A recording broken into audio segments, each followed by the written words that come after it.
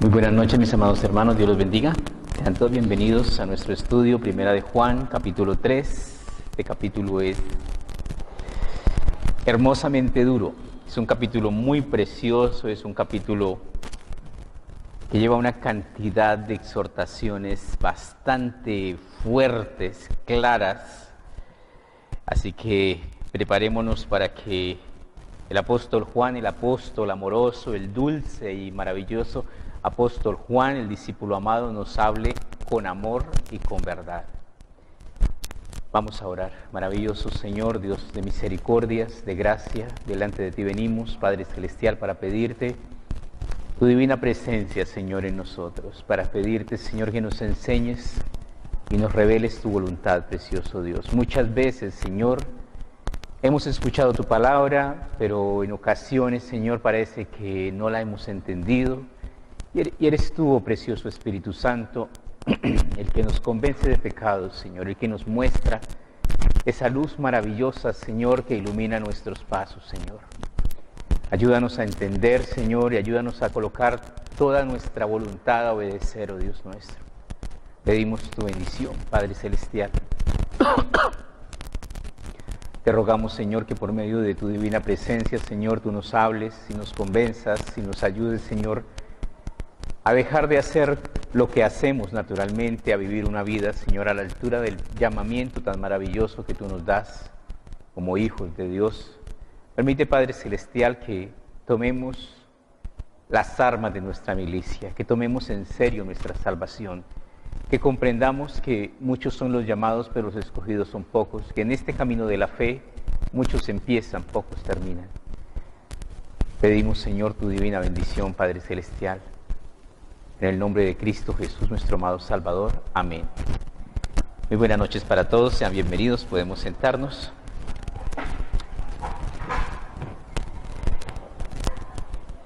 Primera de Juan, capítulo 3. Inicia de una manera muy preciosa este capítulo, inicia recordándonos nuestra posición como cristianos, como hijos de Dios. Capítulo 3, versículo 1, mirad cuál amor nos ha dado el Padre, para que seamos llamados hijos de Dios. De una manera muy hermosa, el apóstol Juan nos dice, mire, observe, detalle, qué maravilloso, grande, sublime es el amor de Dios que nos ha llamado a ser sus hijos. El unigénito Hijo del Padre es Jesucristo, unigénito, el único. Pero en Cristo Jesús hemos llegado a ser hermanos. Y llegamos a ser por la fe hijos de Dios. Y es algo que a veces nuestra mente no logra entender qué es esto. Es el gran y supremo Rey que nos ha invitado a ser parte de su familia. Por eso el mundo no nos conoce, porque no le conoció a Él. Tenemos acá en este versículo 1 del capítulo 3 una gran cantidad de información que vamos a intentar explicar. La salvación es una cuestión de amor. Evangelio según San Juan 3:16 dice, porque de tal manera amó Dios al mundo. ¿Se da cuenta? Amor. Porque de tal manera amó Dios al mundo que ha dado a su Hijo unigénito para que todo aquel que en él crea no se pierda, mas tenga vida eterna. ¿Por qué envió Dios el Padre a su Hijo, Dios Jesucristo, al mundo? Por amor. Para que todo aquel que en él crea no se pierda, mas tenga vida eterna. Es una relación que proviene de Dios, basada en el amor de Dios. Y que se debe mantener y sostener basado en ¿qué? En el amor de nosotros a Él. Dios nos dice en su palabra, nosotros le amamos a Él porque Él nos amó primero. El amor de Dios es incomprensible, es maravilloso. Nosotros como pecadores somos por naturaleza y éramos por naturaleza enemigos de Dios. ¿Qué es lo que más ofende a Dios? El pecado. A veces nosotros tenemos una discrepancia en cuanto a eso debido a nuestra naturaleza. ¿Qué es el pecado para nosotros? En algunas ocasiones diríamos el pecado es conveniente, el pecado es delicioso, el pecado es... Hay una parte que dice, y es verdad, las aguas hurtadas son dulces y el pan comido en oculto es sabroso. ¿Pero de qué está hablando? Pecado. Pecado. Hay otra parte maravillosa que dice, porque mis pensamientos no son como vuestros pensamientos, como son más altos los cielos que la tierra, así son mis pensamientos, dice Dios, más altos que vuestros pensamientos. Cuando a nosotros nos hablan de pecado, cuando nos hablan de las aguas robadas, cuando nos hablan de alguna cosa que nos podemos robar, como que eso nos ¿qué? Eso es conmigo, ¿sí? Como que nos tienta. ¿Cuándo el pecado tienta a Dios? Nunca. ¿Por qué? Su naturaleza es incorrupta. Él no siente atracción por el pecado. Él es santo. ¿Cuál es la mayor ofensa que un Dios santo puede recibir? Pecado. Dios aborrece el pecado, pero ama al pecador. Ama al pecador porque nos ha dicho, porque de tal manera amó Dios al mundo, y el mundo pecador, que ha dado a su Hijo unigénito para que todo aquel que en él crea no se pierda, mas tenga vida eterna. Pero ama al pecador y lo ama tanto que lo ha incluido dentro de la sagrada familia de Dios. ¿Qué estamos leyendo? Somos hijos de Dios. Hemos sido invitados a ser parte de la preciosa familia de Dios. Ahora, lo que yo debo entender es que siendo un hijo de Dios, hay una demanda de un comportamiento a la altura del llamamiento celestial que se me ha hecho. ¿Qué quiere decir eso? Eso quiere decir que un alto cargo demanda responsabilidades. Eso es, que es mi responsabilidad vivir ahora de otra manera, pensar de otra manera. Vamos al libro de Efesios, un momentito, el libro de Efesios.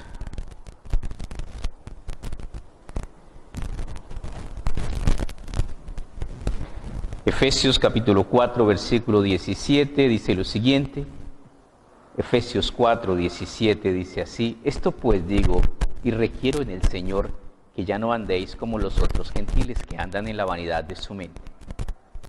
¿Qué quiere decir esto? La gente que no conoce a Dios anda y vive vanamente, son vanidosos, engreídos, orgullosos. ¿Y qué me dice Dios? Usted ha sido llamado a ser un cristiano y usted debe vivir, pensar y actuar de manera diferente. Hay una responsabilidad que cae sobre mis hombros debido a la gran bendición del llamado que Dios me ha dado, hijo de Dios.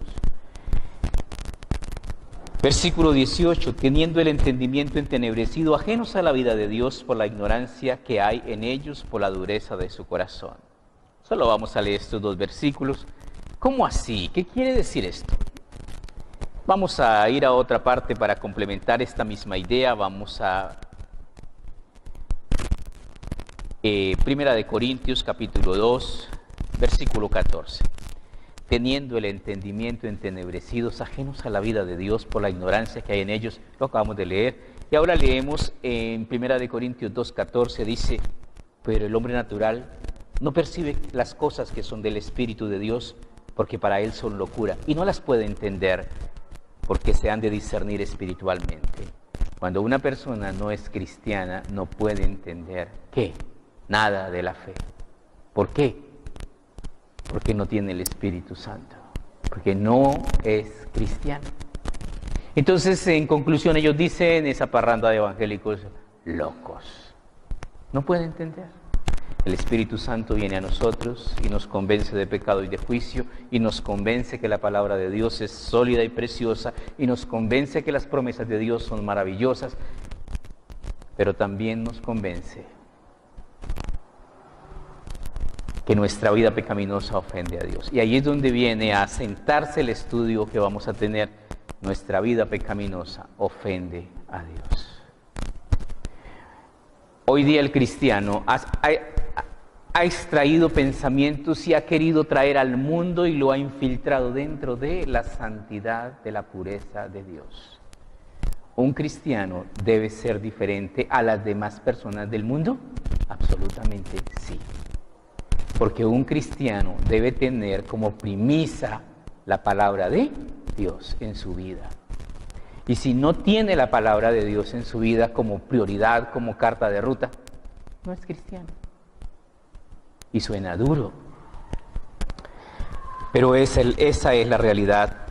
Evangelio según San Juan, capítulo 14, versículo 15. Evangelio según San Juan, capítulo 14, versículo 15.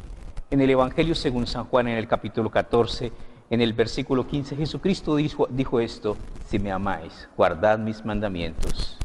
Y yo rogaré al Padre y os dará otro consolador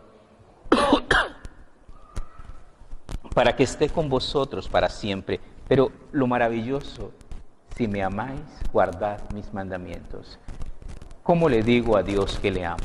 Obedeciendo sus mandamientos. ¿Cómo le digo a Dios que le aborrezco? Quebrantando sus mandamientos.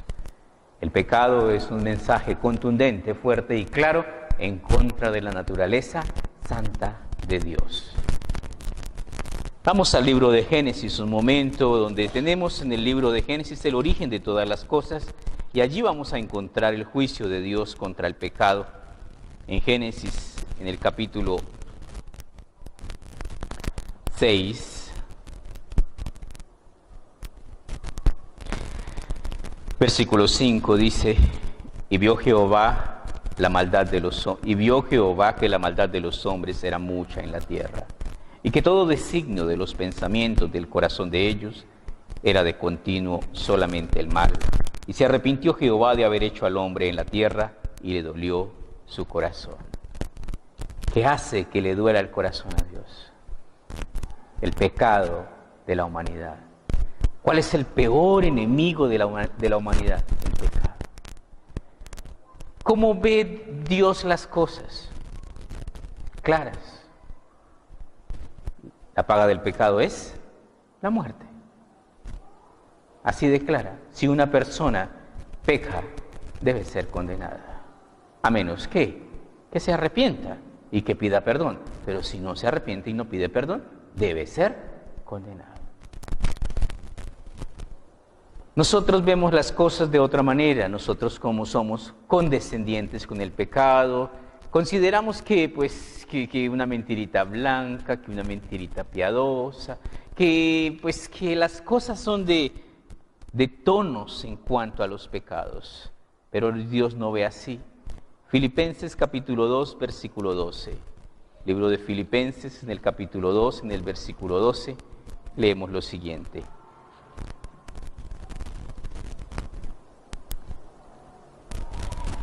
Filipenses 2:12.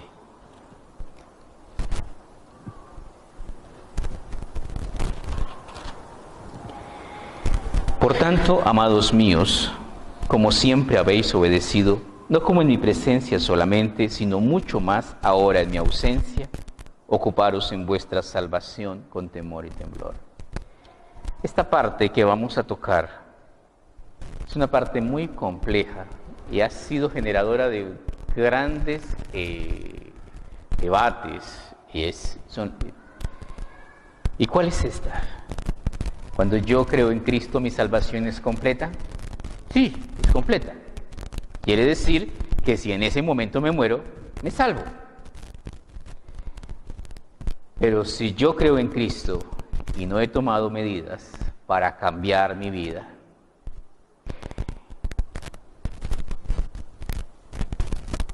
¿la falta de fruto destruye mi salvación? Sí.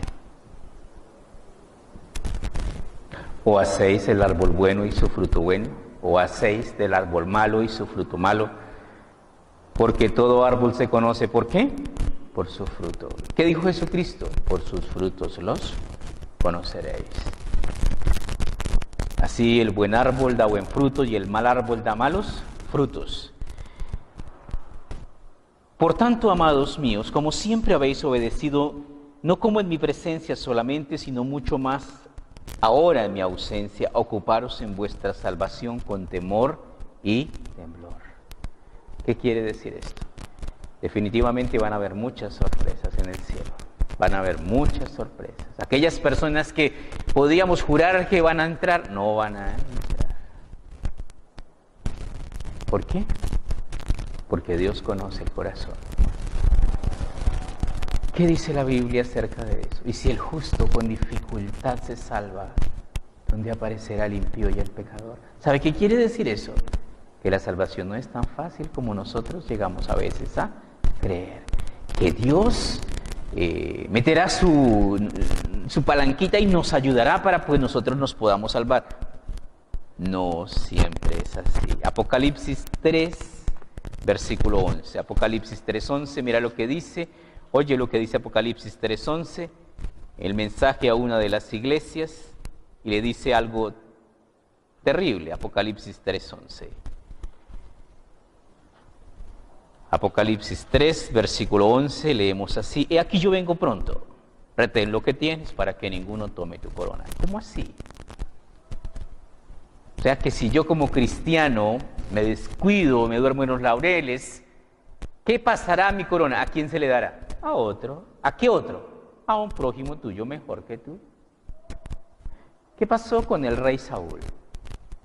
Desechó a Dios y como consecuencia Dios también lo desechó. ¿Y se buscó a quién? Cuando escogieron a Saúl era el más grande de todos, de hombros para arriba, sobrepasaba a todos los demás hombres de Israel. Pero cuando escogieron a David no era muy grande, tampoco era muy fuerte, era bastante común. Pero David tenía algo muy especial. ¿Qué dijo Dios de David?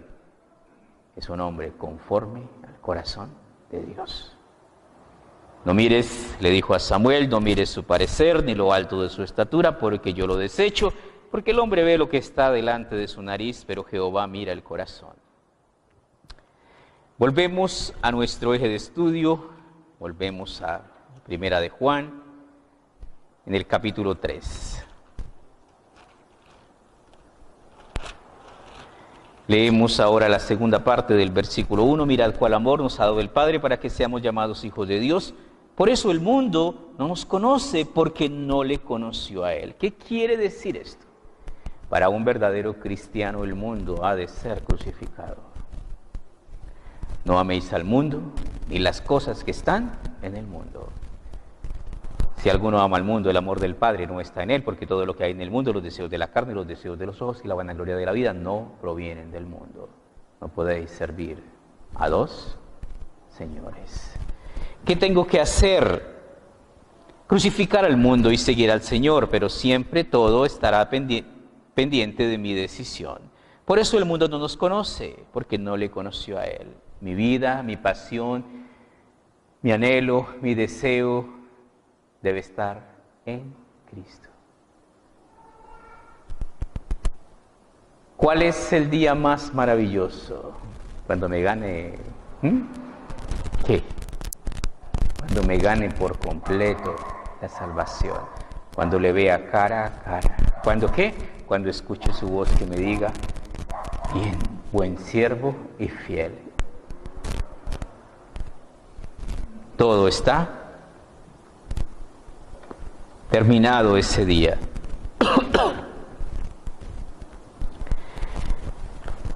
Dice, por esto el mundo no nos conoce. Versículo 2, amados, ahora somos hijos de Dios y aún no se ha manifestado lo que hemos de ser, pero sabemos que cuando Él se manifieste seremos semejantes a Él, porque le veremos tal como Él es. Este versículo 2 es maravilloso.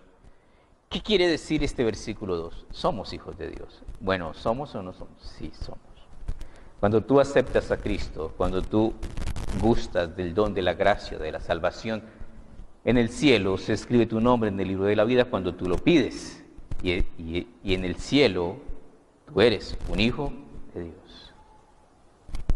Estás matriculado, pero cuando tú te matriculas en la universidad, ¿es garantía de que pasas el semestre?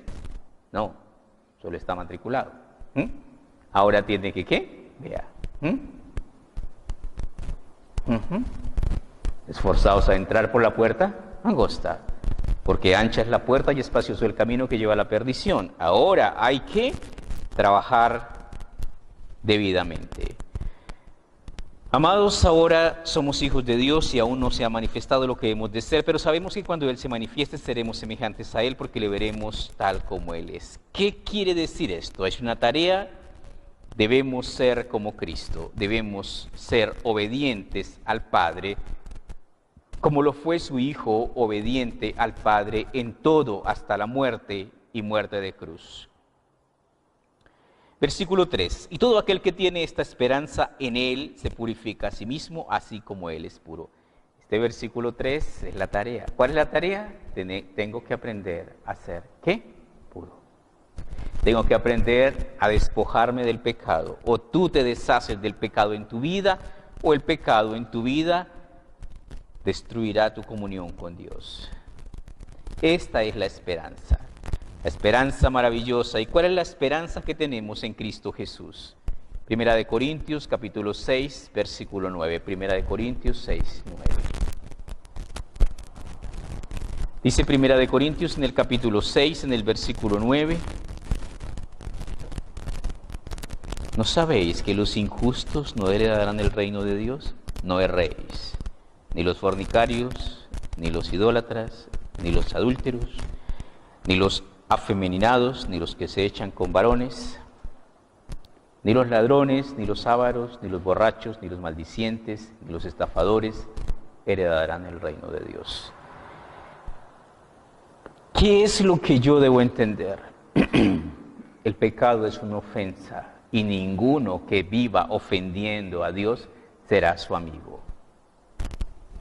David tenía una cualidad muy maravillosa y David era un hombre común y corriente que erró y falló muchas veces y pecó terriblemente contra Dios, pero cuando era confrontado, David no escondía su pecado.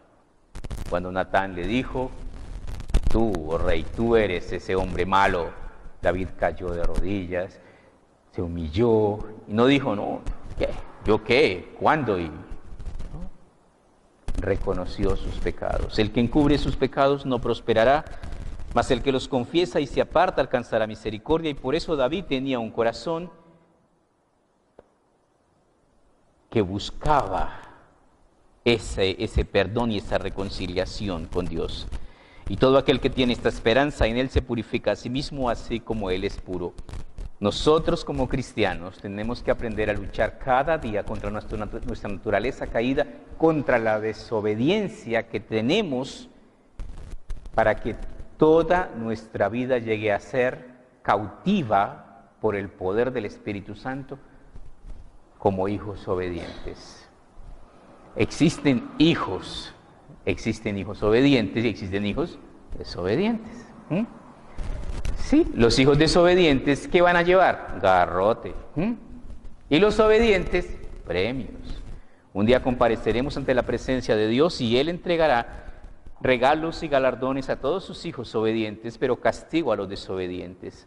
Primera de Juan, capítulo 3, versículo 4. Todo aquel que comete pecado infringe también la ley, pues el pecado es infracción de la ley. ¿De qué nos va a hablar Juan? Amorosamente nos va a decir y nos va a dar a entender: el pecado es una ofensa muy fuerte contra Dios.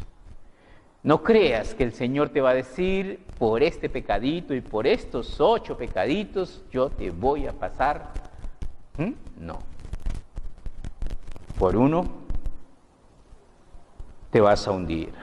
Confiesa tus pecados y lava tus pecados en el torrente de la sangre del Cordero. Y sabéis que Él apareció para quitar nuestros pecados y no hay pecado en Él.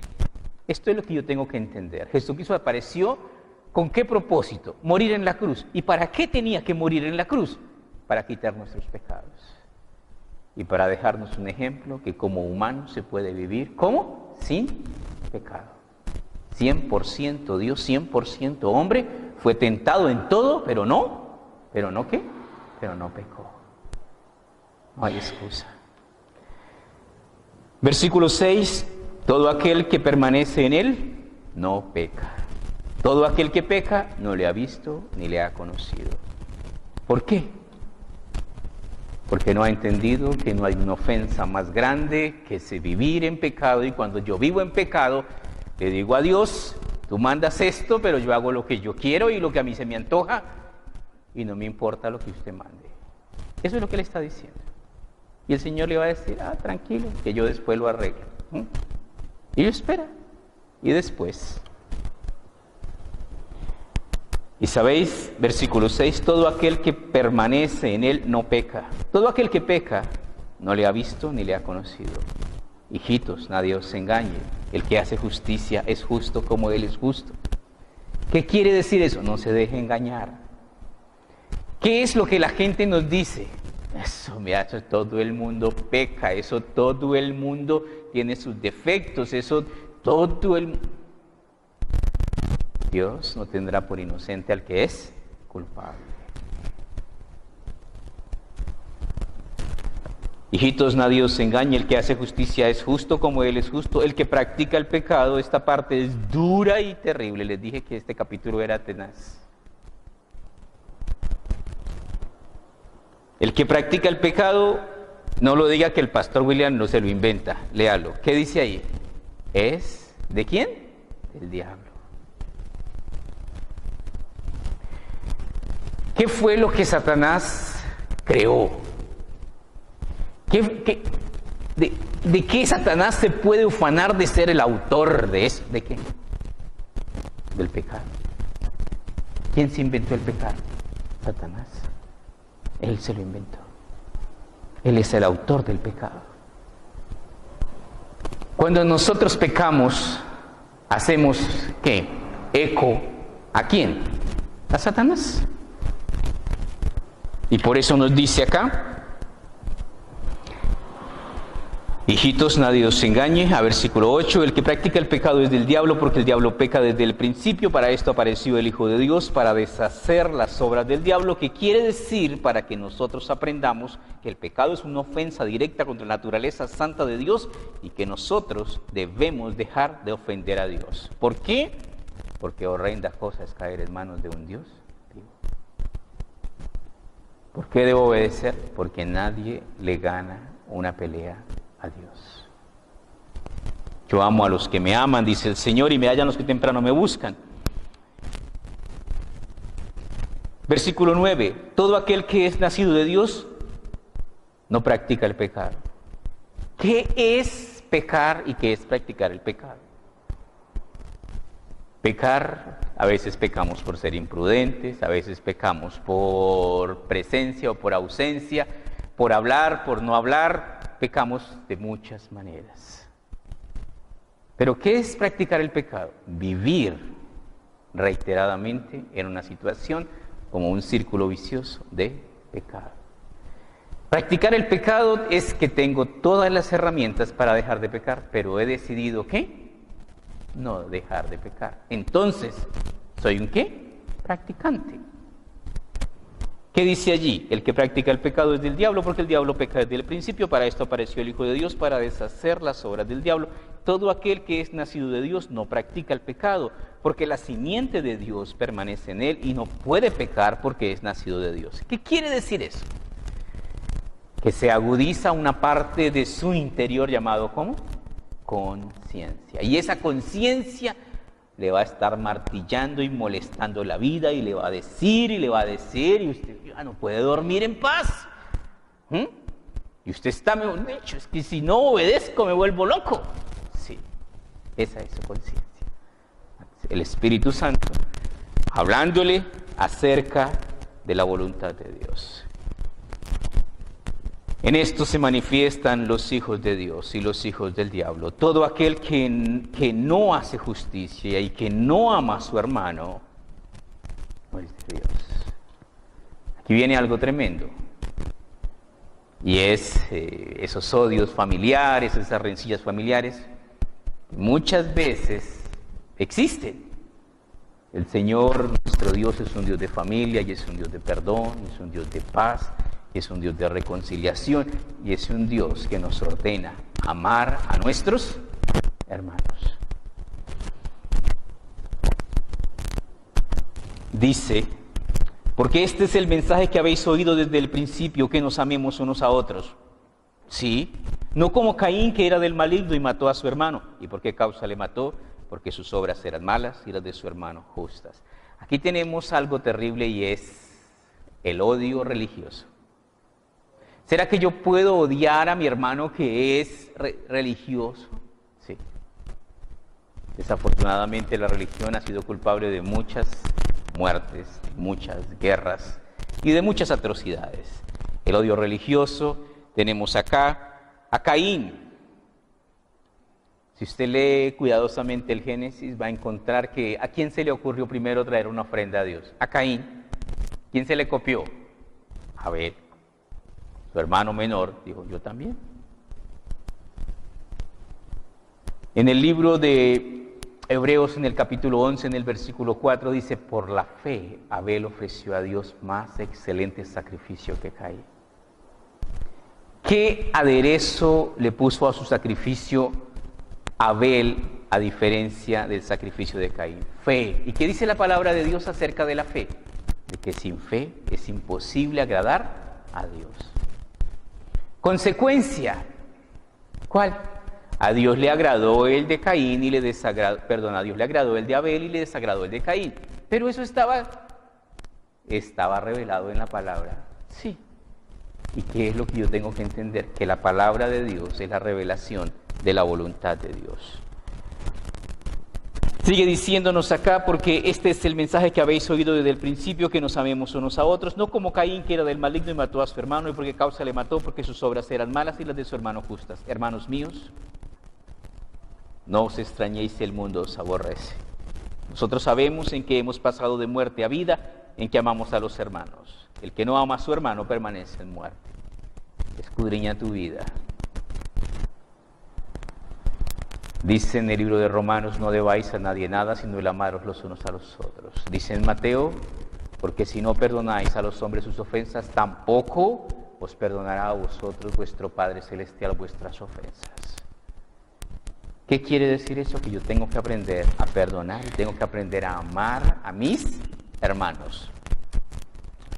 Todo aquel que aborrece a su hermano es homicida, y sabéis que ningún homicida tiene vida eterna permanente en él. A veces nuestros pensamientos no son como los de Dios. Si yo odio a algún hermano mío, Dios me lo cuenta como ¿qué? Homicidio. Por eso tengo que aprender cada día a conocer más la mente de Dios y también a disponerme a obedecerla. Versículo 16, en esto hemos conocido el amor, en que Él puso su vida por nosotros, también nosotros debemos poner nuestras vidas por los hermanos. Pero ¿qué quiere decir esto?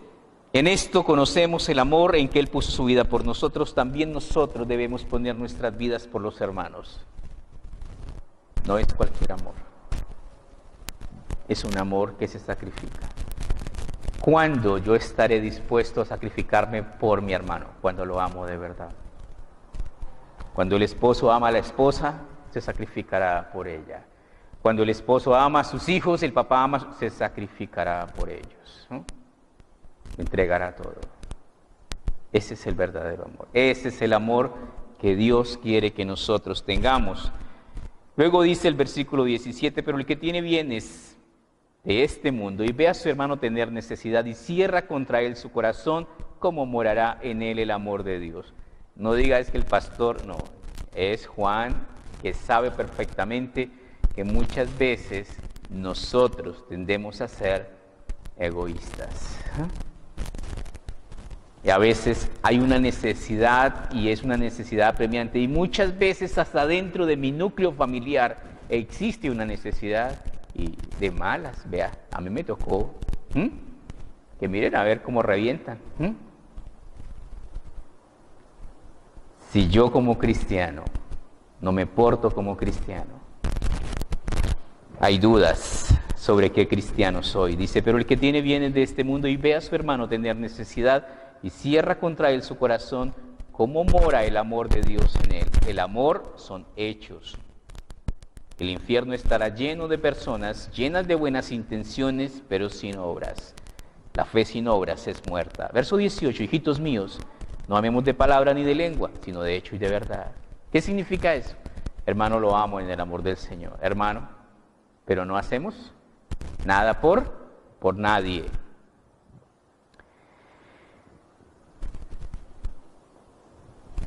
(19) En esto conocemos que somos de la verdad y aseguramos nuestros corazones delante de Él.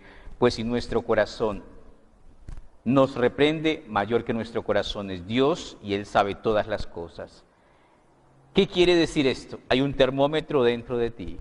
Cuando aceptamos a Cristo, el Espíritu Santo viene a ti y Él te va a decir bien, o Él te va a decir, lo que hiciste, eso no lo hace un hijo de Dios. Amados, si nuestro corazón no nos reprende, confianza tenemos en Dios. Y cualquier cosa que pidiéramos, la recibiremos de Él porque guardamos sus mandamientos y hacemos las cosas que son agradables delante de Él. Este versículo 22 es maravilloso.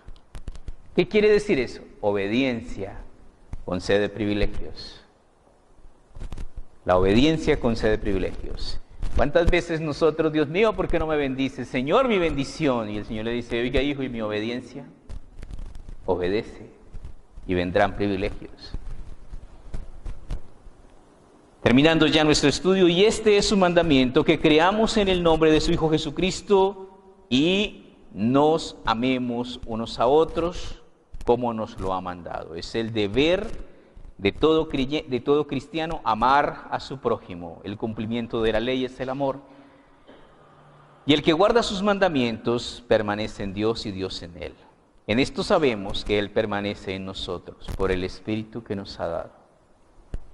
¿Qué es ese Espíritu? El Espíritu Santo. Actúa como un maestro que te enseña la voluntad de Dios, pero también te exige. Y cada día nuestra vida, a la medida en que crecemos en la gracia y en el conocimiento de Dios, va a ser más exigida. Dios quiere que nosotros, como le dijo Dios a Abraham, y él contestó, heme aquí, anda delante de mí y sé perfecto. Dios quiere que nosotros seamos perfectos.